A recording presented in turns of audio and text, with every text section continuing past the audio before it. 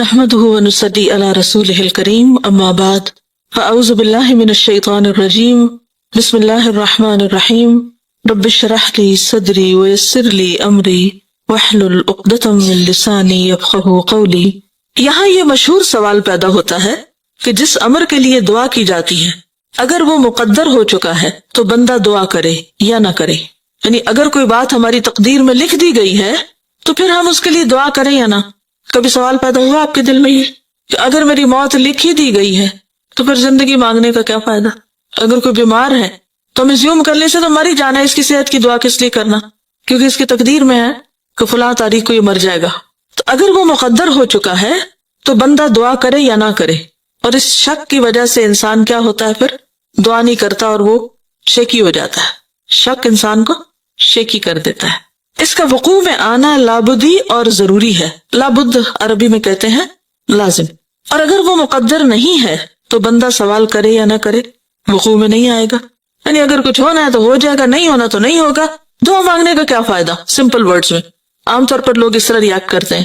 اس مغالطے کو، مغالطہ کیا ہوتا ہے؟ غلط فہمی کو ایک گروہ نے صحیح سمجھا اور کہا ہاں بالکل ٹھیک ہے، ایسے ہی تو ہے، اور دعا اور التجا کو بالکل چھوڑ دیا۔ اس بنا پر یہ گروہ اس امر کا قائل ہو گیا کہ سوال، دعا، التجا سے کوئی فائدہ حاصل نہیں ہو سکتا، کوئی فائدہ نہیں دعا کرنے کا، وہی ہوگا جو ہونا ہے۔ کچھ لوگ اس عقیدے کے قائل ہو گئے۔ یہ اس کی انتہائی جہالت اور دلالت و گمراہی ہے۔ ایسا سوچنا کیا ہے؟ جہالت، دلالت، گمراہی، شیطان کا ڈالا ہوا وسوسہ بیسیکلی۔ علاوہ ازیں اپنے مسلک میں یہ گروہ خود متناقض ہے، سیلف کنٹرڈکشن کا شکار ہے۔ خود متناقض، خود یعنی سیلف، متناقض یعنی کنٹرڈکٹری۔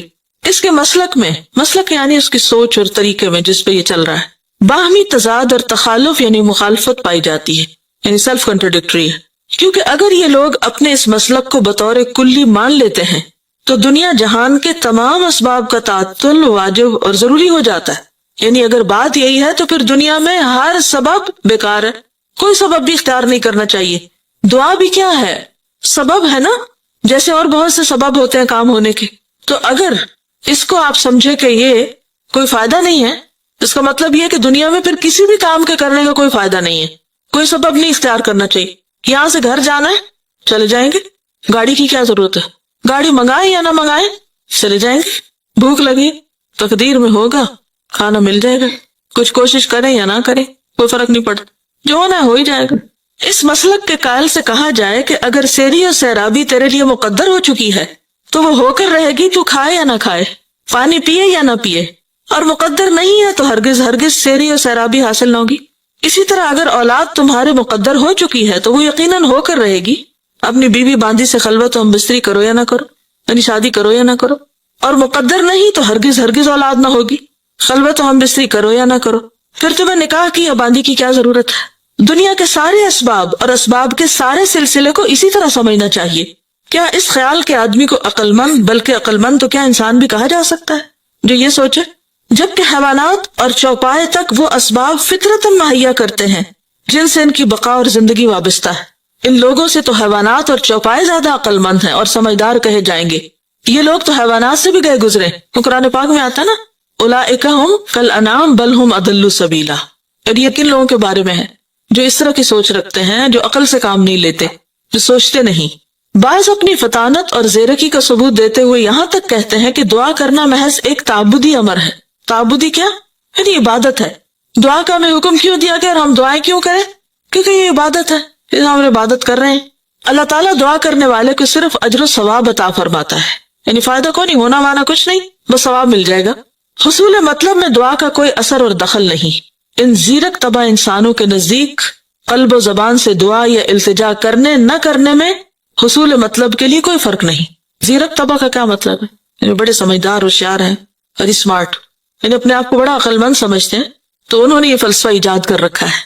ایک گروہ جو اس سے زیادہ زیرکی اور دانائی کا مدعی ہے، یعنی ایک ان سے بھی آگے ہے، کہتا ہے کہ حصول مطلب و مدعا اور قضاء حاجت کے بارے میں دعا ایک علامت اور نشانی کا حکم رکھتی ہے۔ اس سے جسٹ سمبل، یعنی دعا کی ریالٹی کچھ نہیں، ایک سمبولک چیز ہے۔ کسی بندے کو دعا کی توفیق میسر آئی تو یہ اس کی حاجت روائی اور حصول مدعا کی علامت ہے۔ یعنی اگر کوئی دعا کرے گا تو سمجھو کہ اس کے مطلب پورا ہونے والا ہے۔ اس کی مثال ایسی ہے کہ موسم برسات میں تم سیاہ بادلوں کی گھٹائیں اور سرد ہوائیں دیکھتے ہو تو یہ اس امر کی دلیل ہے کہ برسات ضرور ہوگی. یعنی دعا کیا ہے؟ بادل کی طرح. اگر دعا ہو گئی تو کیا ہوگا؟ مطلب یہ کہ معاملہ حل ہونے والا ہے. جیسے بادل آئے تو سمجھو کہ بارش آنے والی ہے. ان لوگوں کے نزدیک طاعات عبادات کے اجر و ثواب اور کفر اور معاصی کے عقاب اور عذاب کا بھی یہی حکم ہے. کفر اور معاصی کیا؟ معاصی کس کو کہتے ہیں؟ گناہوں کو. عقاب کیا ہوتا ہے؟ سزا. اور عذاب کا بھی یہی حکم ہے. وہ کہتے ہیں کہ اطاعت اور عبادات، کفر و عصیان محض اجر و ثواب، عقاب و عذاب کی علامتیں ہیں اور کچھ نہیں، کیونکہ یہ چیزیں ثواب اور عذاب کے اسباب نہیں ہیں. ان کے نزدیک غلط کرو، برا کرو، اچھا کرو، نیک کرو، بد کرو، ہونا مانا کچھ نہیں، سبھی برابر ہیں. تو وہ عمل کو بھی سبب نہیں سمجھتے. کس کا؟ جنت میں جانے کا. ان لوگوں کے نزدیک کسی چیز کو توڑنے سے ٹوٹ جانے، جلانے سے جل جانے، قتل کرنے سے قتل ہو جانے کا بھی یہی حکم ہے، کیونکہ یہ چیزیں ان امور کے لیے حتمی اسباب نہیں. وہ کہتے ہیں ضروری نہیں کہ کوئی چیز توڑے تو ٹوٹ ہی جائے، جلائے تو جل ہی جائے، قتل کرے تو قتل ہو بھی جائے. کہ ضروری نہیں کہ ایسا ہو، کبھی نہیں بھی ہوتا. کئی لوگ باریک بحثیں کرتے ہیں نا، اب آپ ان سے کہیں کہ یہ کریں تو کہتے ہیں ضروری ہے کہ ایسا کرے تو ہو جائے. مثلا آپ کسی بچے سے کہیں کہ پڑھو، تو کیا ضرورت ہے پڑھنے کی؟ کیا سارے پڑھنے والے پاس ہوتے ہیں؟ تو اس سے کیا پوچھنا چاہیے کہ نہ پڑھنے والے کب پاس ہوئے؟ اصل میں یہ ان مبالغہ آرائیوں میں سے ہے جب لوگ کہتے ہیں نا کہ ہم نے تو پڑھا ہی نہیں اور ہم پھر بھی پاس ہوئے. اس نے تو پڑھا ہی نہیں، اس نے تو کچھ کیا ہی نہیں اور اس کا سب کچھ ہو گیا. ہر وقت چانس اور اس طرح کی نا خیالی دنیا میں جیتے ہیں اور اسباب اختیار نہیں کرتے. تو ایسی جھوٹی باتیں بھی عام نہیں کرنی چاہیے. اس کا آخر مقصد کیا ہوتا ہے؟ بعض مائیں بڑے پراؤڈلی کہتی ہیں میں نے تو اپنے بچے کو کبھی پڑھتے دیکھا ہی نہیں، پھر بھی اس کی فرسٹ ڈویژن آ جاتی ہے. کیا آپ اس کو ہر وقت دیکھتی ہیں؟ سائے کی طرح اس کے ساتھ ہے. آپ کو کیا پتا کہ اسکول میں پڑھ لیتا ہوگا یا خود کسی وقت پڑھتا ہوگا؟ یا یہ کیسے ہو سکتا ہے کہ ایک شخص کچھ بھی نہ پڑھے اور پھر بھی وہ بہت اچھی طرح کامیاب ہو؟ اس طرح کی باتیں پھیلانا بھی ایک جرم ہے. کیوں؟ اس سے دوسروں کو کیا ملتا ہے؟ کون سا سبق؟ کچھ نہ کرو، کوئی فائدہ نہیں کچھ کرنے کا. اور ہماری قوم میں خاص طور پر یہ بات بہت عام ہے. محنت کا درس دینے والے بہت کم ہیں اور خیالی دنیا میں رہنے والے، خیالی پلاؤ پکانے والے بہت ہیں. خوش فہمیوں میں جینے والے. کچھ کرو نہ کرو ہو ہی جائے گا، جنت بھی ایسے ہی مل جائے گی اور دنیا میں بھی کچھ محنت کی ضرورت نہیں. تو دنیا میں کیا واضح فرق نہیں ہے پھر ہم میں اور ترقی یافتہ قوموں؟ وہ بائی چانس تو نہیں ترقی کر گئے، انہوں نے سخت محنت کی ہے، محنت کر کے اپنی دنیا بنائی. اور ہم صرف خیالوں میں جیتے ہیں کہ ہو ہی جائے گا. اور امتحان دینے میں بھی ہمارا طریقہ کار کیا ہوتا ہے؟ کیا کرتے ہیں؟ چانس پہ. ہر چیز چانس پہ ہے ہماری. لیکن کچھ لوگ تو بڑے عقل مند ہوتے ہیں، وہ ہر چیز چانس پہ نہیں رکھتے. مگر ایسے لوگ کم ہیں، کیونکہ یہ چیزیں ان امور کے لیے حتمی اسباب نہیں، کیونکہ ان چیزوں میں اور ان امور میں کوئی ترتیب و تعلق نہیں، محض ایک عادتی ربط و تعلق ہے. وہ کہتے ہیں بس یہ ایک عادت ہے، دیا سلائی جلاؤ تو آگ جل جاتی. کوئی ایسا اثر اور ایسا تعلق اور ربط نہیں جو بطور سبب اور علت کے ہو. وہ کہتے ہیں کہ یہ سبب نہیں کہ چیز پھینکے تو ٹوٹ جائے. وہ کیا کہتے ہیں؟ بس یہ عادت ہے، ایسا ہو جاتا ہے. ان کا یہ قول ظاہر، عقل، شرع، فطرت اور تمام اہل عقل و بصیرت کے خلاف ہے. اس کو انڈر لائن کریں. کس کس کے خلاف ہے؟ عقل، شریعت، فطرت اور اہل عقل و بصیرت کے خلاف. بلکہ دنیا جہان کے عقل مند ارباب بصیرت ان کا مسخہ اڑاتے ہیں. مسخہ اڑاتے کا مطلب مذاق اڑاتے ہیں. سائل کے بیان کردہ دونوں مسلکوں کے علاوہ اس بارے میں ایک تیسرا مسلک ہے اور وہی صحیح مسلک ہے. وہ یہ کہ امر مقدور اور مقدر اسباب کے ساتھ ساتھ مقدور و مقدر ہوا ہے. کیا مطلب ہے اس کا؟ مقدور کیا ہوتا ہے اور مقدر؟ مقدور کس وزن پر ہے؟ روٹ کیا ہے؟ قدر سے، تقدیر سے مقدور، جو چیز مقدر میں رکھی گئی.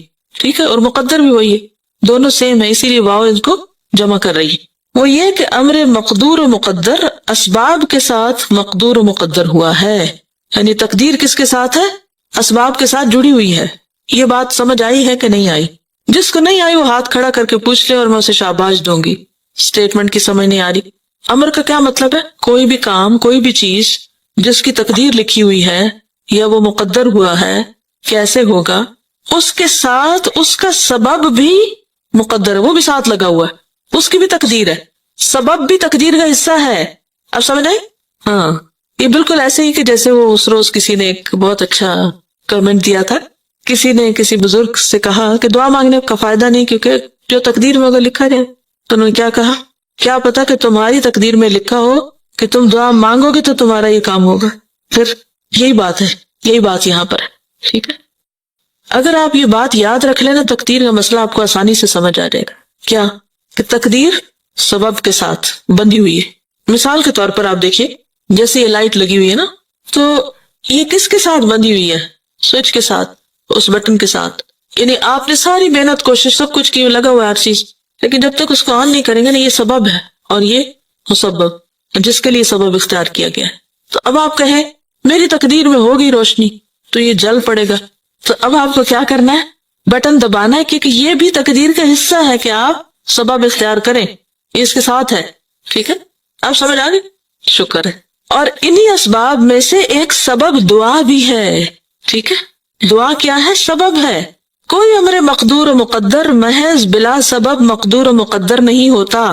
اس کو بھی انڈر لائن کر لیں، یہ آپ کو زندگی میں بہت فائدہ دیں گی، یہ باتیں کئی گتھیاں سلجھائیں گی۔ بلکہ اسباب کے ساتھ مقدور و مقدر ہوا، یہ جو بار بار مقدور و مقدر ہے نا، ایک ہی بات کو مختلف طریقوں سے کیا گیا تاکہ آپ بات سمجھ جائیں۔ پس بندہ جب کوئی سبب عمل میں لاتا ہے، اس سبب کے ساتھ، یعنی جب کوئی سبب اختیار کرتا ہے، اسے بٹن آن کرتا ہے، تو اس سبب کے ساتھ جو امر مقدور و مقدر ہے وہ بھی وقوع میں آ جاتا ہے، یعنی لائٹ جل پڑتی ہے۔ ٹھیک، اور سبب عمل میں نہیں لاتا تو اس سبب کے ساتھ جو امر مقدور و مقدر ہے وہ بھی وقوع میں نہیں آتا۔ ٹھیک ہے، مثلا سیری و سیرابی، کھانے پینے کے ساتھ، اولاد ہم بستری کے ساتھ، کھیتی اناج زمین پر دانے بونے کے ساتھ، اور جانور کی جان نکلنا ذبح کرنے کے ساتھ مقدور و مقدر ہے، اور یہی تیسری قسم صحیح اور حق ہے۔ ٹھیک ہے، اس تیسری قسم کے سمجھنے سے سائل محروم ہے۔ کون سا سائل؟ وہ جس نے سوال کیا تھا، اسے اس کے سمجھنے کی توفیق ہی میسر نہیں ہوئی۔ اس تیسری قسم کے لحاظ سے دعا و التجا ایک قوی ترین اور زبردست سبب ہے۔ اسی لیے حضرت عمر کہا کرتے تھے، یا اللہ اگر تو نے ہمیں بدبخت لکھا ہے تو تو ہی ہمیں خوشبخت لکھ دے، تو دعا کرتے تھے وہ۔ اور دعا جو ہے وہ کس کو بدل دیتی ہے؟ یعنی یہ سبب ہے تو اس کی وجہ سے جو مسبب ہے اس میں بھی تبدیلی آ جاتی ہے۔ یمحو اللہ ما یشاء ویثبت، اللہ جس چیز کو چاہتا ہے مٹاتا ہے، جس کو چاہتا ہے برقرار رکھتا ہے۔ اس کے لیے کیا مشکل ہے کہ وہ کسی چیز کو لازم ہی کرے کہ نہیں ایسا ہی ہونا چاہیے، اللہ یہ کہ اس کی مشیت اس کا تقاضا کرتی ہو۔ کیا مطلب ہے اس کا؟ یعنی اس کا جو کریشن پلان ہے اس میں ویسا ہونا زیادہ بہتر، یعنی اس کی مصلحت اس بات کا تقاضا کرتی ہے، اور یہاں سے اللہ تعالیٰ کی اتھارٹی بھی پتہ چلتی ہے۔ ٹھیک ہے، تو بعض اوقات سبب اختیار کرتے ہیں لیکن اس کے باوجود الٹیمیٹ اتھارٹی اللہ ہی کے پاس ہے کہ وہ وہاں سے اس کو آگے ہونے دے یا نہ ہونے دے، کیونکہ اگر وہاں چیک اینڈ بیلنس نہ ہو اور ہر چیز ہمارے ہلانے سے ہل جائے تو پھر کیا ہو؟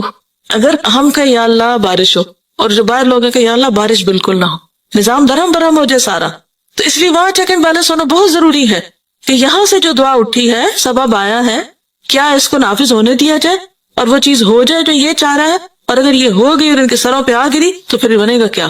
تو یہ جو اللہ نے اتھارٹی اپنے ہاتھ میں رکھی، یہ بھی اس کی رحمت ہے۔ عام طور پہ لوگ تقدیر کو نعوذ باللہ اللہ کا ظلم قرار دیتے ہیں کہ اللہ نے تو ہمارے ہاتھ باندھ دیا، ہم تو کچھ کر ہی نہیں سکتے۔ تو یہ اللہ کی طرف سے ظلم نہیں ہے، بلکہ کیا ہے؟ اس کی رحمت ہے کہ اللہ اپنے بندوں پر ہمیشہ مہربان ہے۔ جب کوئی ہماری دعا سن لی جاتی ہے تو بھی اس کی مہربانی ہے، اور اگر نہیں سنی جاتی تو بھی اس کی مہربانی۔ کس طرح؟ کہ یہ بندہ ابھی 4 دن اور مانگے نا ذرا، کیونکہ اگر ابھی اس کو یہ چیز مل گئی جو یہ مانگ رہا ہے تو کیا ہوگا؟ یہ مجھے بھول جائے گا، اور جو کچھ پھر بندہ مانگتا رہتا ہے تو کیا خیال ہے کہ وہ ضائع ہوتا چلا جاتا ہے، وہ جمع ہوتا رہتا ہے۔ ہم یہاں پریشان ہیں کہ سنی نہیں جا رہی، اور وہاں اتنا کچھ جمع ہو رہا ہے کہ قیامت کے دن جب انسان اس حصے کو دیکھے گا اعمال نامے کے جو دعاؤں کے اجر پر مشتمل ہوگا تو تمنا کرے گا کاش دنیا میں میری ایک دعا بھی قبول نہ ہوتی اور یہ سب مجھے آج ملتا۔ تو اس لیے مانگنے کی توفیق مانگے، کبھی بھی مانگ کے مایوس نہ ہو۔ اگر کوئی چیز نہیں مل رہی، نہیں آ رہی، اس میں بھی خیر ہے، اس میں بھی بھلائی ہے۔ ان مع العسر یسرا، بعض اوقات ہم روتے ہیں، پریشان ہوتے ہیں، لیکن معلوم نہیں ہماری دعاؤں کی وجہ سے کتنی ہمارے گناہ جڑ جائے۔ ہماری جب دعائیں بہت قبول ہونے لگتے تو ہم آپ کو بڑی چیز سمجھنے لگتے، بعض اوقات غرور تکبر میں مبتلا ہو جاتے، بعض اوقات عبادت چھوڑ دیتے، کرنے کا کام چھوڑ کے بیٹھ جاتے۔ اللہ کو پتہ ہے نا کہ اگر ہماری ساری دعائیں مان لیں گی تو ہم تو نقصان اٹھائیں گے۔ مثلا اگر بچے کی آپ ہر بات مانتے چلے جائیں تو کیا ہوتا ہے؟ ہماری عقل سمجھ تو اللہ کے مقابلے میں بچے سے بھی گئی گزری ہے۔ ماں اور بچے میں کتنا فرق ہوتا ہے، چند سالوں کا نا، کبھی 18-20 سال کا ہوتا ہے، کبھی تھوڑا بہت زیادہ یا کم۔ تو ماں اپنے آپ کو بڑی چیز سمجھتی ہے کہ بچہ تو بالکل بے عقل ہے، اس کو تو کچھ خبر نہیں، تو اس کی ہر بات نہیں ماننی چاہیے۔ بعضوں کا جانون بھی ہوتی ہے تو ہم صرف اس لیے نہیں مانتے کیونکہ بچے نے کہی ہے، تو یہ بچہ ہے اس لیے نہیں اس کی مانی جائے گی۔ تو کتنی بھی پیار کرنے والی ماں ہو، بچے کی ہر بات کبھی نہیں مانتی، اور نہیں ماننی چاہیے، کیونکہ اس کی بعض باتوں میں اسی کے لیے نقصان ہے۔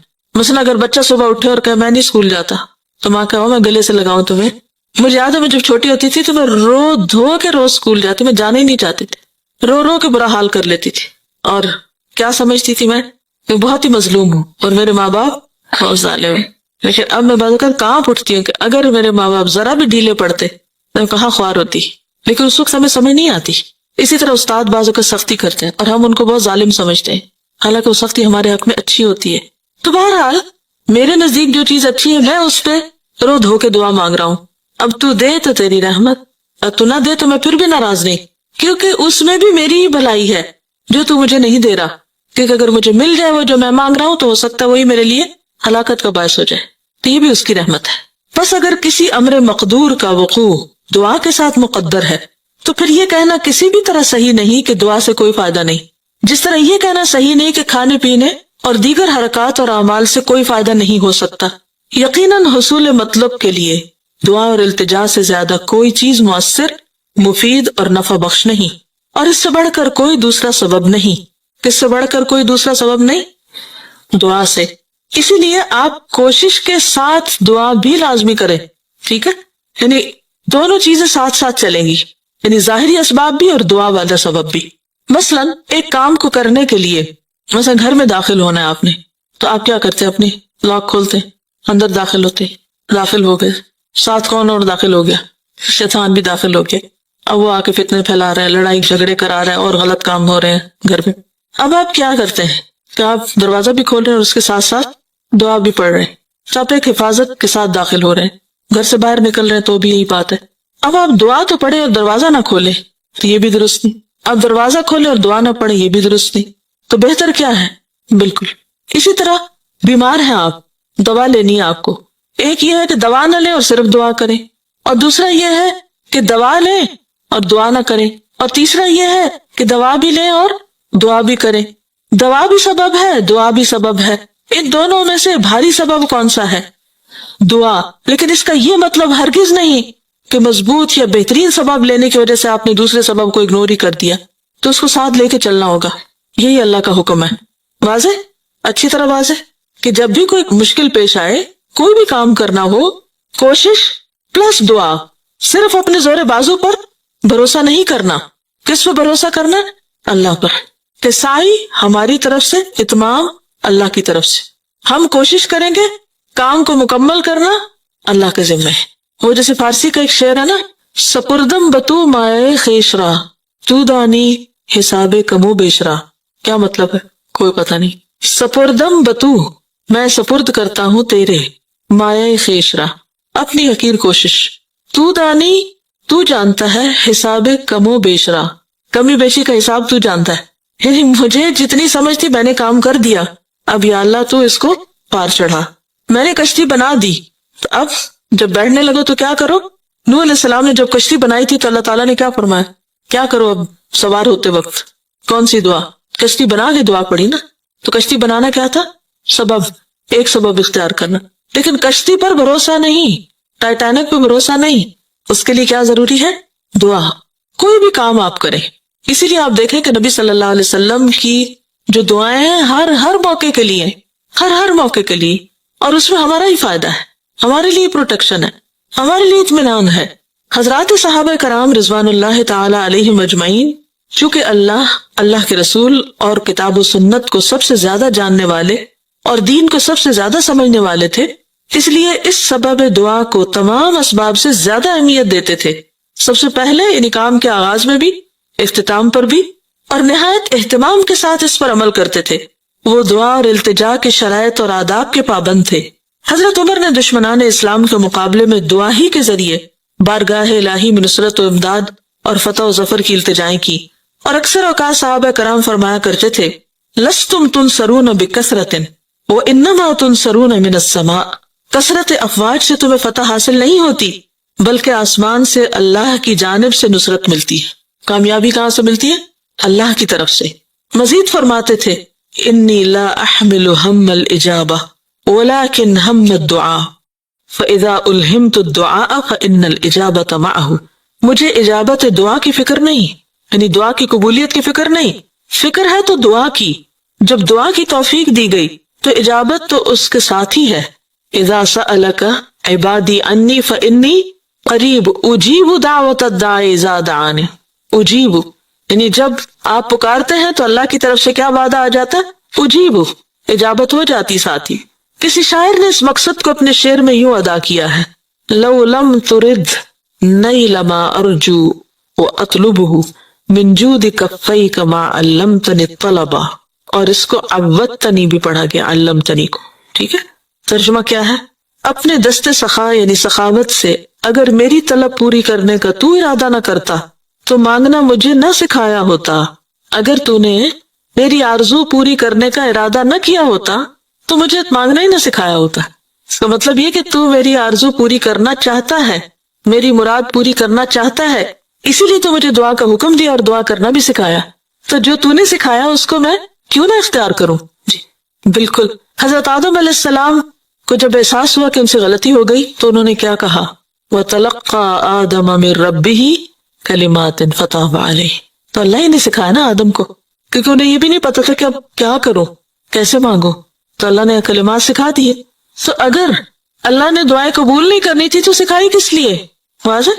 پس جس شخص کو دعا القاء کی گئی یعنی دل میں ڈال دی گئی، دعا و التجا کی توفیق عطا کی گئی، تو سمجھ لینا چاہیے کہ اس نے ضرور اجابت دعا کا ارادہ فرما لیا.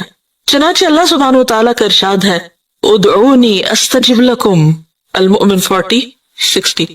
تم مجھ سے مانگو میں تمہاری دعا قبول کروں گا. مزید ارشاد ہے: وَإِذَا سَأَلَكَ عِبَادِي عَنِّي فَإِنِّي قَرِيبٌ أُجِيبُ دَعْوَةَ الدَّاعِ إِذَا دَعَانِ. البقرہ 186.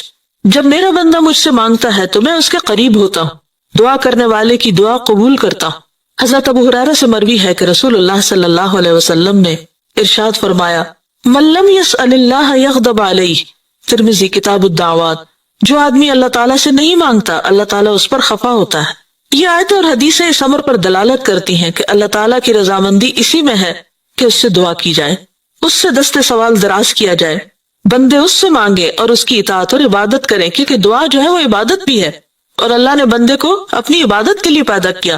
تو گویا جو بندہ دعا نہیں مانگتا وہ اپنے مقصد زندگی کو بھی پورا نہیں کرتا. ظاہر ہے کہ جب اللہ تبارک و تعالیٰ راضی ہوتا ہے تو ہمہ قسم کی خیر اور بھلائی اس کی رضامندی اور خوشنودی ہی میں ہے. جس طرح کہ ہمہ یعنی تمام قسم کی آفتیں اور مصیبتیں اس کے غضب، خفگی اور ناراضگی میں ہیں. حضرت امام احمد بن حنبل نے کتاب الزہد میں ایک حدیث قدسی نقل کی ہے: انا اللہ لا الہ الا انا اذا رضیت بارکت ولیس لبرکتی منتہا واذا غضبت لعنت ولعنتی تبلغ السابع من الولد. میں اللہ ہوں، میرے سوا کوئی معبود نہیں. جب میں کسی سے راضی ہوتا ہوں تو اسے میں اپنی برکت سے نوازتا ہوں اور میری برکت کی کوئی انتہا نہیں، اور جب میں کسی سے خفا ہوتا ہوں تو اس پر لعنت بھیجتا ہوں اور میری لعنت اس کی 7ویں اولاد تک پہنچتی ہے، نسلوں تک اثر جاتا ہے. تو اس لیے کس چیز سے بچنا چاہیے؟ ہر اس کام سے جس سے اللہ کی ناراضگی. گناہوں کو بس اللہ کی ناراضگی کے ڈر سے چھوڑ دینا چاہیے کہ اس کا وبال نہ بھگتنا پڑے. عقل اور نقل، فطرت اور تمام ملل و اقوام اور پرستاران مذاہب کا تجربہ رہنمائی کرتا ہے کہ اللہ رب العالمین کا تقرب، اس کی رضامندی اور اللہ تعالیٰ کی مخلوق اور اس کے بندوں کے ساتھ نیکی، بھلائی اور احسان، اللہ تعالیٰ کی طرف سے ہر قسم کی خیر اور بھلائی حاصل کرنے کا سب سے بڑا سبب ہے، اور اس کے خلاف عمل کرنا ہمہ قسم کے شر اور برائی کا سبب ہے. کیا خیر و بھلائی کا سبب ہے؟ اللہ کا تقرب، رضامندی، اللہ کی مخلوق اور اس کے بندوں کے ساتھ نیکی، بھلائی اور احسان. یعنی جب آپ بندوں کے ساتھ بھلائی، نیکی اور احسان کرتے ہیں تو اس سے کیا ہوتا ہے؟ اللہ کی طرف سے آپ کو بھی بھلائی، خیر اور برکت نصیب ہوتی. اور اگر آپ کسی کو ستا رہے ہیں، کسی کے خلاف سازشیں کر رہے ہیں، کسی کو برا بھلا کہہ رہے ہیں، یا برا ثابت کرنے کی کوشش کر رہے ہیں، یا الزام تراشی کر رہے ہیں، یا غیبت کر رہے ہیں، یا کسی طرح کسی کو نقصان دینے کی کوشش کر رہے ہیں، ہو سکتا ہے اس شخص کو پتہ ہی نہ ہو جس کے پیچھے آپ پڑے ہوئے ہیں، لیکن یاد رکھیے جو آپ کسی کے لیے کر رہے ہو سارا آپ پہ پلٹے گا، سب آپ کے سر پہ آئے گا. جب بھی کسی کو دکھ دینے لگے تو سوچیں یہ میں اس کو نہیں اپنے آپ کو دینے لگی ہوں، تو آپ کا ہاتھ فوراً رک جائے گا، کیونکہ کوئی بھی شخص اپنے آپ کو نہیں دینا چاہتا. بعض اوقات ایسا ہوتا ہے نا کہ غصے میں آ کے ہم بڑے بڑے غلط ارادے کر لیتے ہیں کہ ایسی تیسی میں فلاں کی یہ کر دوں گی، وہ ہو جائے گا، اور پھر بری بری باتیں سوچتے ہیں اور پھر اس کے خلاف مہم چلا دیتے. کوئی بھی جو کسی کے خلاف مہم چلاتا ہے خود نہیں بچ سکتا، اس سے خود لپیٹ میں آتا ہے. یہ پکی بات ہے، یہ اللہ کی ناراضگی کا سبب ہے. اور جب اللہ کی ناراضگی ہوتی ہے تو اللہ کی رحمتوں سے بندہ دور ہوتا چلا جاتا ہے. تو ہر وقت اس بات کو سوچنا چاہیے کہ ہم کس طرح کسی کی بھلائی کریں. پس تم انعامات الہی اور اس کی نوازشات سے اسی قدر بہرہ ور ہو سکتے ہو اور اسی قدر اس کی خفگی اور ناراضگی سے دور رہ سکتے ہو جس قدر تم اس کی اطاعت و فرما برداری کرو گے اور اس کا تقرب حاصل کرو گے اور اس کی مخلوق اور بندوں کے ساتھ احسان اور صلہ رحمی کرو گے. آخر دعوانا الحمدللہ رب العالمین. سبحانک اللہم و بحمدک نشہد ان لا الہ الا انت نستغفرک و نتوب الیک. السلام علیکم ورحمۃ اللہ وبرکاتہ.